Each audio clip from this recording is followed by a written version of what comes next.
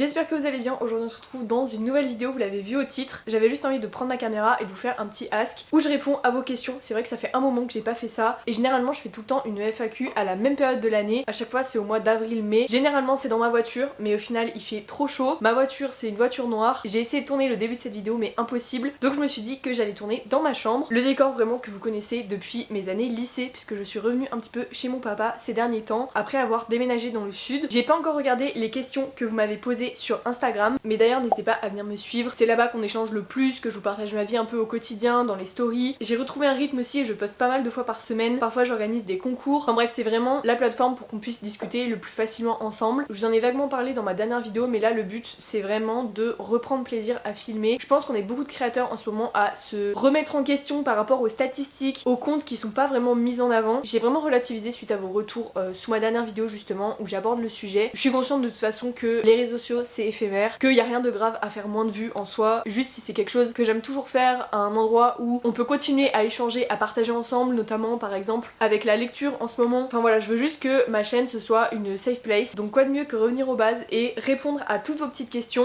Vous allez voir que dans cette vidéo on va aborder plusieurs sujets, notamment l'organisation, la productivité. Donc je vous présente le sponsor de la vidéo qui n'est autre que Clico, un outil IA. Moi il me permet de m'organiser quand je travaille ou quand je révise et dites-moi que je ne suis pas la seule à toujours avoir 15 onglets ouverts juste pour finir une tâche, surtout quand je révise parce que entre les PDF de cours, mon campus en ligne, mes sources, les vidéos explicatives, le vrai problème c'est pas de trouver l'info, c'est de tout organiser après. Avant je passais littéralement 4 heures à tout trier avant même de commencer mon devoir. Du coup j'ai testé Clico pour voir si ça pouvait changer quelque chose. Moi j'aime bien la fonctionnalité highlight, ça permet simplement de surligner ce qui est vraiment important par exemple dans mes PDF. Autre fonctionnalité c'est Memo It et là toutes mes notes et mes highlights sont regroupées automatiquement. Donc là j'ai déjà mes idées qui sont structurées sans rien faire manuellement et c'est là que Clico It devient vraiment intéressant. J'ai juste à sélectionner mes sources et il transforme tout ça en plan d'exposé, en résumé de cours, en début de rédaction. On passe d'infos complètement dispersées à un contenu déjà prêt à utiliser et honnêtement comparé aux autres outils IA où tu dois tout expliquer manuellement, ici Clico il va vraiment comprendre déjà ton contexte de travail. Donc si vous aussi vous travaillez toujours avec 50 pages d'ouvertes et zéro organisation, vous pouvez tester Clico gratuitement, je vous mets le lien en description. Bon, on va commencer avec les petites questions, je vais les prendre dans le désordre. Comment tu as réussi à accepter et à vivre avec la solitude dans ton quotidien? Je pense que tu fais référence à mon travail, le fait d'être tout le temps chez moi, d'être seule devant mon ordinateur. C'est vrai que c'est le premier travail que je fais comme ça, 100% à distance. Je pense qu'au début je me rendais pas trop compte à quel point j'allais vraiment être tout le temps toute seule et forcément que j'allais m'isoler socialement. Je pense que c'est inévitable et on peut pas trop passer à côté quand notre travail ou encore les études doivent se faire à la maison. C'est vrai que je suis quelqu'un de très routinière donc maintenant ça m'arrange de tout faire à la maison parce que j'ai vraiment une routine. J'hésite pas aussi à aller travailler dehors si je ressens vraiment l'ennui. J'en profite pour rebondir sur le sujet de ma maison dans le sud puisque vous le savez on a déménagé il y a environ 8 mois dans le sud. Avec mon copain on a acheté notre maison et je pense que là-bas ça m'a jamais autant fait bizarre d'être toute seule toute la journée parce que dans le sud tu connais personne et quand tu travailles de chez toi t'as pas les relations du travail ou comme quand t'es à l'école t'as les relations de l'école même si c'est pas tes potes, tu vois quand même des gens, t'as un échange avec eux, ça te fait sortir de chez toi et ça fait vraiment un rythme. Maintenant je le vois vraiment comme un soulagement de pouvoir travailler de là où je veux, je suis pas bloquée à un endroit fixe, je peux vraiment travailler de n'importe où du moment que je fais mes horaires. Et cette année en plus j'ai décidé de faire l'école à la maison mais je sors d'un BTS communication où tous les lundis et mardis pendant 2 ans j'allais à l'école, c'était à Clermont-Ferrand et je trouve que pendant cette période c'était vraiment le bon compromis parce que du coup je voyais des gens le début de semaine et le reste de la semaine j'étais chez moi, je me concentrais sur mes projets, sur ma petite routine etc.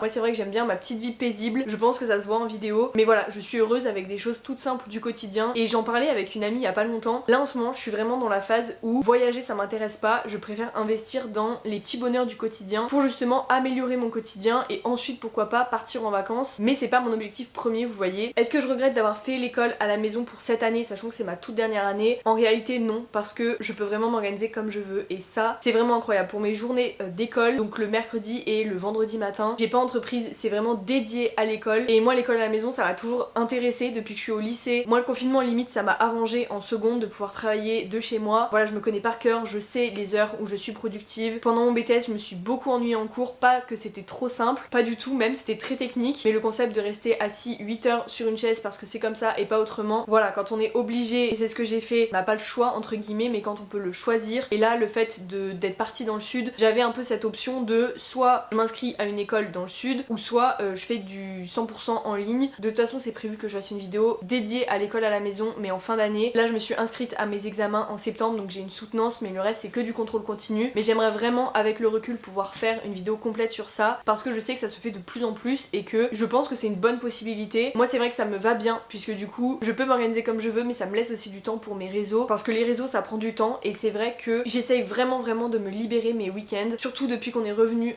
ici depuis quelques temps. On profite 2 fois plus de notre famille, de nos amis, donc je sais que c'est le moment pour vraiment garder mes week-ends pour eux, pour passer du temps ensemble et du coup j'essaie de condenser tout ce qui concerne mes réseaux toute la semaine, donc que ce soit les midis et les soirs quand je travaille mais aussi pendant mes journées d'école puisque je peux m'organiser, je suis pas obligée de faire 8 heures d'école le mercredi, mais bon de toute façon je reviendrai aussi sur le niveau du bachelor, je vois une énorme différence avec le BTS, là je dois créer un site internet cette semaine, enfin c'est vraiment un autre niveau, j'ai des points très réguliers avec ma tutrice, j'ai des devoirs à rendre quasiment toutes les semaines, enfin faut vraiment être assidu et respecter ses temps de connexion, mais tu peux t'organiser comme tu veux, donc si t'as envie de bosser la nuit, clairement tu peux bosser la nuit. Bon j'ai passé énormément de temps sur cette question mais c'est vrai que c'est très d'actualité vu que je suis toute seule toute la journée et je peux même rebondir sur l'adoption d'automne du coup qui m'aide énormément puisque ça me permet tout simplement de sortir de chez moi. Là ça va faire 2 ans et demi que je suis full time en télétravail avec mon alternance et je pense rester dans cette alternance après mes études, donc en septembre, et par exemple il y a 1 an je me souviens que je pouvais faire des jours sans sortir de chez moi du tout. Moi ça me convient bien mais je sais que c'est pas un rythme de vie qui est sain alors que depuis que j'ai automne ça fait un peu plus de 6 mois, voilà je sors beaucoup plus forcément pour ces balades et en fait j'ai pas le choix et ça me fait tellement de bien, surtout là avec les beaux jours, c'est vraiment un plaisir. Donc voilà pour tout ce qui concerne l'isolement social, la solitude. J'ai eu énormément de questions sur l'âge des enfants. Je pense que c'est parce qu'on est paxé depuis 2 ans maintenant, qu'on a acheté notre maison, qu'on a notre chien. Sans mentir même la famille nous pose régulièrement la question. Moi mon rêve c'est de devenir maman mais je veux pas non plus les avoir dans un moment qui n'est pas opportun. Si je peux choisir le meilleur moment pour commencer à avoir des enfants ce serait vraiment dans 2 ou 3 ans, donc vers 24-25 ans je dirais, je trouve que c'est bien, mais parce que ça colle avec ma situation,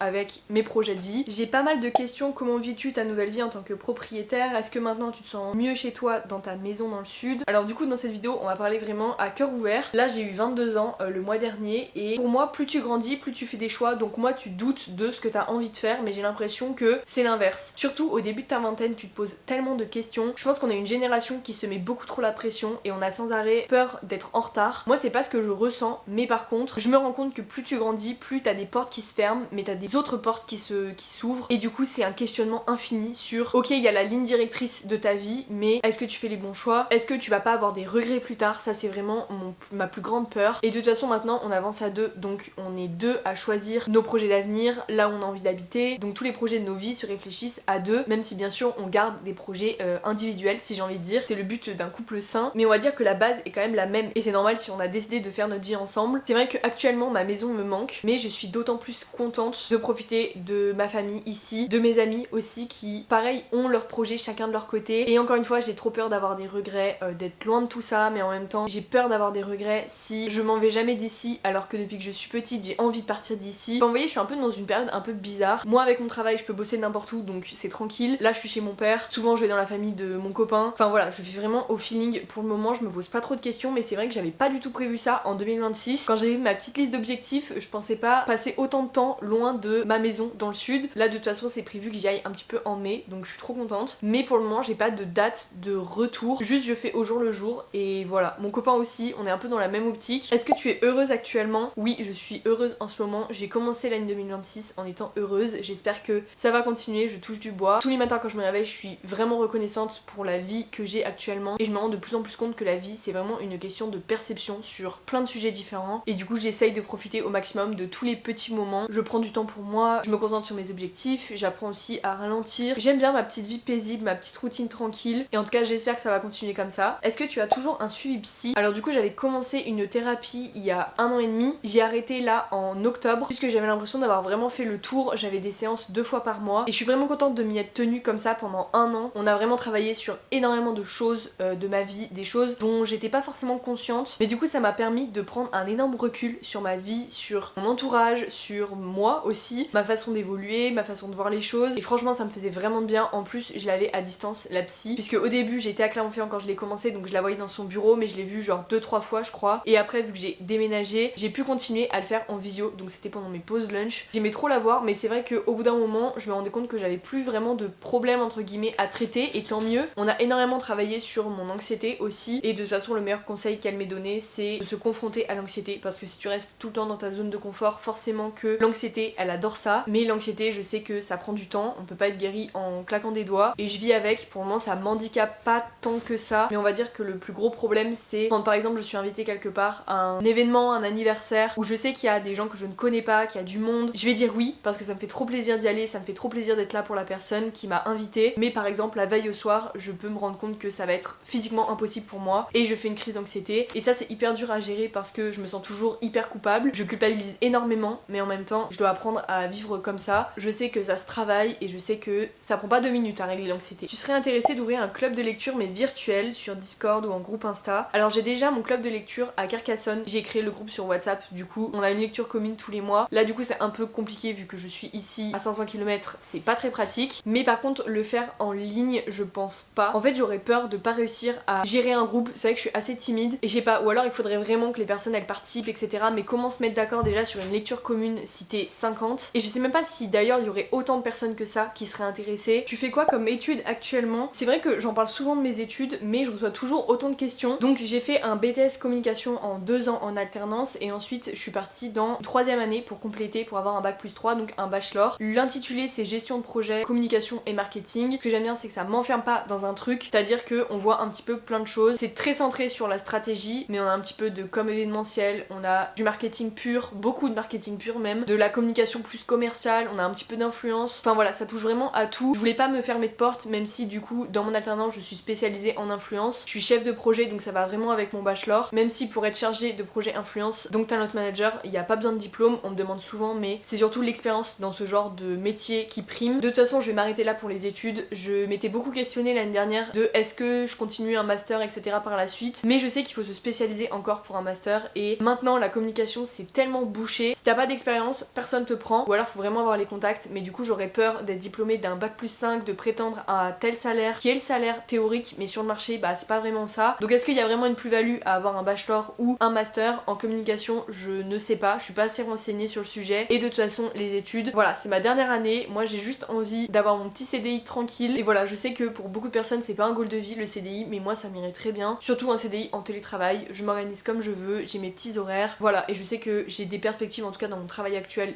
d'évolution. De toute façon c'est souvent ça dans les boîtes de com, t'as souvent des échelons donc ça peut être intéressant par la suite. Et d'ailleurs mon bachelor il est axé aussi publicité, ce qui est vraiment très intéressant. Moi dans la communication c'est ça qui m'intéresse le plus. Comptes-tu prendre un CDI ou CDD ou être full time sur les réseaux et ou faire du freelance? Je l'ai toujours dit depuis que j'ai commencé les réseaux, depuis bon, ça fait 12 ans que j'ai ouvert ma chaîne YouTube, mais depuis que je me questionne sur mon métier, donc depuis le lycée à peu près, je vous répète que j'ai vraiment pas envie d'être à plein temps sur les réseaux. Je vois beaucoup de créateurs en ce moment qui quittent leur travail pour justement se consacrer aux réseaux sociaux. Moi c'est un truc que je ne ferai jamais, ou alors j'aurais trop peur, je serais dans le stress constant, je fais déjà énormément d'anxiété, donc moi j'ai envie vraiment d'un boulot qui est stable, même si je sais qu'en 2026 un CDI, bon tu peux quand même te faire virer. Et il y a autre chose aussi, je pense que je serais mal à l'aise avec le fait que mon métier tourne autour de mon image. J'aurais peur d'avoir une période où juste j'ai pas envie de filmer et que je sois obligée, et du coup de transformer ce truc de passion en travail mais forcé. Se plaindre de son CDI c'est une chose parce que bah ça arrive de se plaindre et c'est normal quand tu fais des grosses journées, mais se plaindre de quelque chose qui est à la base ta passion, je pense que je serais pas du tout à l'aise avec ça. Déjà là je me remets en question alors que c'est juste mon passe-temps à côté de mes études et de mon travail. J'imagine même pas ce que ce serait à plein temps pour trouver assez d'idées, sachant que ma vie elle a rien d'extraordinaire, je vais pas faire des concepts, je voyage pas vraiment, enfin voilà, je pourrais pas prétendre à être tout le temps sur les réseaux, ce serait pas trop intéressant et je pense que je tiendrais moins de 6 mois, c'est sûr. En plus je me dirais tout le temps, j'ai tout ce temps que je n'avais pas avant, donc il faut que je sois au max productive et du coup ça va me retourner le cerveau. Je sais comment je fonctionne, c'est pas du tout pour moi. Et être en freelance, j'ai déjà pensé, notamment le montage vidéo etc. C'est quelque chose que je pourrais faire, peut-être, mais encore une fois ce qui prime au-dessus de tout c'est vraiment le CDI, avec le même salaire tous les mois, des perspectives d'évolution, ma petite épargne salariale, voilà, c'est tout ce que je demande. Comment trouves-tu la motivation pour travailler de chez toi, gérer ta vie perso etc. Ce qui m'aide dans mon travail de toute façon c'est d'avoir des horaires, donc je sais que de 9h à 18h je suis concentrée sur mes mails, sur mes tâches et ma to-do list, mais je sais qu'à partir de 18h c'est ma vie perso, à part si j'ai des projets urgents à gérer, je garde mon WhatsApp évidemment, mais pareil les week-ends, j'essaye de couper au maximum parce que vraiment le travail c'est la semaine. Et pour me motiver, c'est une bonne question puisqu'il y a vraiment des jours où j'ai pas envie de travailler, c'est comme quand t'es au bureau avec tes collègues, tu préfères juste parler à tes collègues et pas te focus sur ta tâche parce que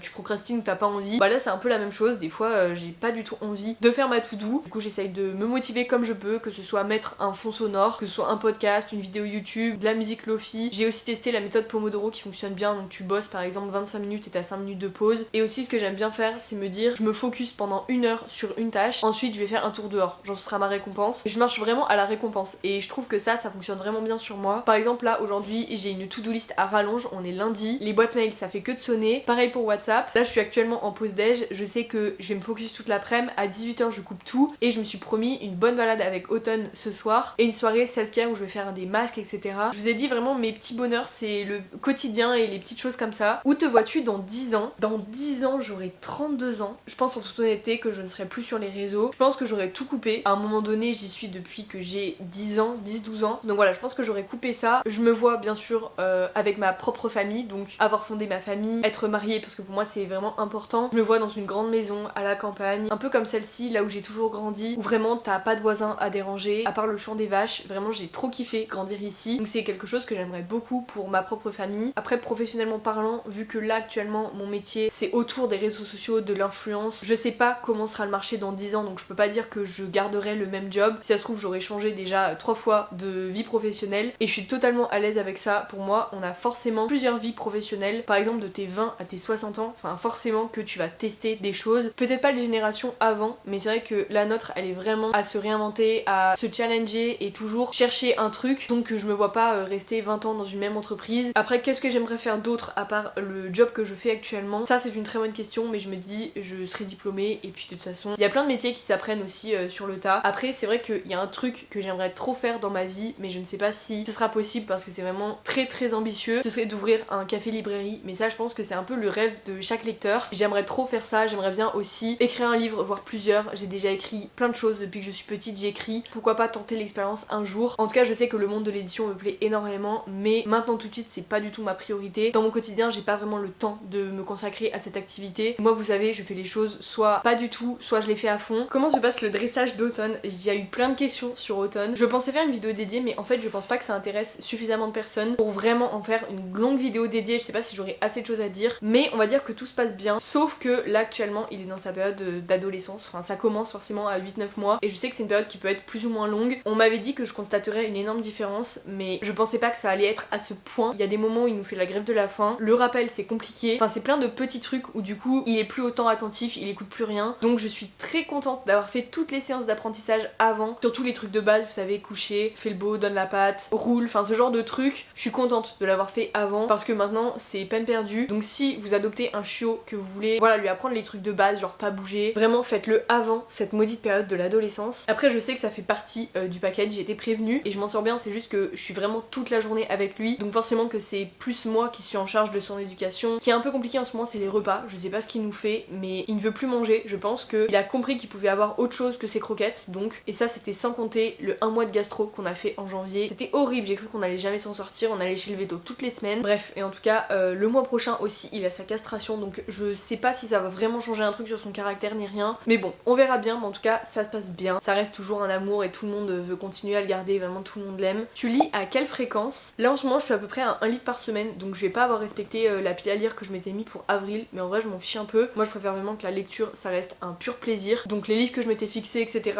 si je réussis pas entre guillemets à tout lire ce mois-ci c'est pas du tout grave. Je vois plus le truc comme bah du coup j'aurais pas besoin de racheter des livres le mois prochain, surtout que là j'ai pas mal de livres dans ma pile à lire, je vais faire genre 2-3 mois sans achat je pense. Mais ouais en ce moment c'est un livre par semaine, je lis surtout le matin et un petit peu le soir mais c'est rare que je lise en journée en ce moment. Mais voilà il y a des périodes comme ça, je suis pas en panne de lecture mais juste je lis plus doucement. Et en parlant de ça il y avait une question, comment tu fais pour lire autant de pages par heure? Je bloque à 40 pages en 1 heure. Du coup ça je voulais y rebondir, ce sera la dernière question. Je pense qu'avec les réseaux on a trop voulu mettre la lecture dans la case compétition, challenge etc. Et je pense que j'y ai inconsciemment participé avec mes vidéos, je lis un livre pendant 24 heures, je remplace mon temps d'écran par une semaine par exemple. C'est un truc qui est très sain à la base mais qui peut devenir un petit peu vicieux dans la mesure où la lecture c'est chacun son rythme, il n'y a pas de compétition dans la lecture. Si vous lisez 3 livres par an, bah grand bien vous fasse. Je pense qu'on a trop normalisé le fait de lire un livre tous les 3 jours. Enfin quand tu as un travail, quand tu as une vie, d'autres occupations etc, c'est pas forcément si simple que ça de lire autant. Et j'aime trop regarder les vidéos, combien de pages j'arrive à lire en 1 heure, en 2 heures, en 24 heures. J'aime trop, mais il faut aussi se dire que c'est pas la réalité, le quotidien de cette personne. Ou alors cette personne a beaucoup de chance de pouvoir mettre la lecture en priorité de sa vie, mais tout dépend du rythme de chacun, de la période aussi de chacun. Moi actuellement je suis dans une période où je lis moins, c'est pas grave, j'ai d'autres préoccupations. C'est un petit message juste pour vous rappeler que la lecture ça doit rester une passion, on n'est pas sur quelque chose qui doit performer. La lecture c'est fait pour être dans sa bulle, s'accorder du temps pour soi, couper un petit peu des écrans, et personnellement c'est tout ce que je recherche quand je lis un livre. Et en réalité je regarde jamais le nombre de pages que j'arrive à lire, sauf quand je fais mes petits contenus parce que je me dis que ça peut être intéressant et c'est un peu à la mode. Mais quand je vois ce genre de commentaires, je me dis oups, j'ai pas trop envie de contribuer à ça et à la comparaison. Donc voilà, je pense clôturer la vidéo ici sur ces belles paroles. En tout cas, merci beaucoup à toutes les personnes qui m'ont posé